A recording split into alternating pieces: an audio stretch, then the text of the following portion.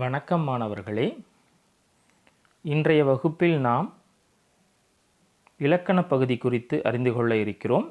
இன்றைய இலக்கண தலைப்பு மரபுச் சொற்கள். கடந்த பதிவில் நாம் மரபுச் சொற்கள் என்றால் என்ன என்பது குறித்து அறிந்து கொண்டோம். அதன் தொடர்ச்சியாக இன்று மரபுச் சொற்களின் வகைகள் குறித்து அறிந்து கொள்ள இருக்கிறோம்.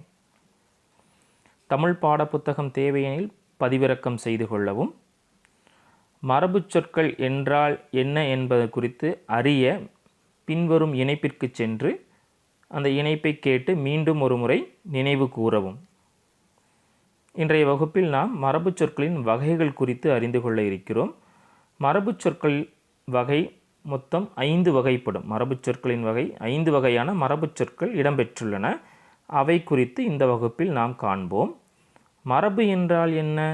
நம் முன்னோர்கள் எப்பொருளை எச்சொல்லால் எவ்வாறு வழங்கினார்களோ அப்பொருளை அச்சொல்லால் அவ்வாறே வழங்குவது மரபு என்று நாம் அறிந்து கொண்டுள்ளோம். அப்படித்தானே? சரி, வாருங்கள் நாம் ஒவ்வொன்று குறித்தும் விளக்கமாக அறிந்து கொள்வோம். மரபுச் சொற்கள் 5 வகைப்படும். அவை ஒளிமரபுச் சொற்கள், விலங்குகளின் இளமை பெயர் மரபுச் சொற்கள், வினைமரபுச் சொற்கள், தாவரங்களின் உறுப்பு பெயர் மரபுச் சொற்கள், இருப்பிட மரபுச் சொற்கள் என 5 வகைப்படும். நாம் இன்றைய வகுப்பில் இது குறித்து விளக்கமாக அறிந்து கொள்வோம். என்ன மாணவர்களே, சரியா? முதலில் ஒளிமரபுச் சொற்கள் குறித்து விளக்கமாக அறிந்து கொள்வோம். ஒளிமரபுச் சொற்கள் என்றால் என்ன? பறவைகள், விலங்குகள் எழுப்பும் ஒலிகளை குறிக்கும் சொற்கள் ஒளிமரபுச் சொற்கள் எனப்படும். பறவைகள், விலங்குகள் முதலான உயிரினங்களின் ஒலிகளையும் ஒலிப்பு முறைகளையும் குறித்து குறிப்பிடும் சொற்களை நாம் என்னவென்று சொல்கிறோம்? ஒளிமரபு சொற்கள் என்கிறோம். உதாரணமாக, குரங்கு எழுப்பும் ஓசையை நாம் குரங்கு அளப்பும் என்று கூற வேண்டும். குயில் எழுப்பும் ஓசையை சத்தத்தை குயில் கூவும், கூவுகிறது என்று கூற வேண்டும். ஆடு கத்தும், சிங்கம் கர்ஜிக்கும் அல்லது முழங்கும், இரண்டுமே சரி. சிங்கம் கர்ஜிக்கும் என்றும் கூறலாம், சிங்கம் முழங்குகிறது என்றும் கூறலாம். நாய் குரைக்கும், புலி உருமுகிறது, உருமும், புலி உருமும்.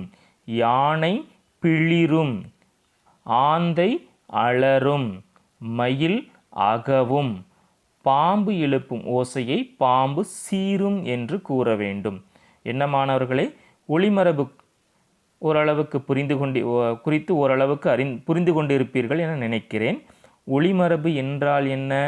பறவைகள், விலங்குகள் முதலான உயிரினங்களின் ஒலிப்புகளையும் ஒலிகளையும் ஒலிப்பு முறைகளையும் கூற பயன்படும் சொற்களை நாம் ஒளிமரபு சொற்கள் என்று கூறுகிறோம். சரியா? அடுத்ததாக விலங்குகளின் இளமை பெயர் மரபுச் சொற்கள் என்றால் என்ன என்பது குறித்து அறிந்து கொள்வோம். விலங்குகளின் இளமை பெயர்களை அறிந்து கொள்வோம். விலங்குகளின் இளமை பெயர் மரபுச் சொற்கள். உதாரணமாக, ஆட்டின் இளமை பெயர் ஆட்டுக்குட்டி என்று கூற வேண்டும். கோழியின் இளமை பெயர் கோழி குஞ்சு என்று கூற வேண்டும். கோழிக்குட்டி என்பது தவறானது. குதிரை குட்டி என்று கூற வேண்டும். குரங்கு குட்டி. மான் கன்று என்பதே சரியானது. ஆனால் நாம் நடைமுறையில் மான் குட்டி என்று கூறுகிறோம். இது பிழையானது.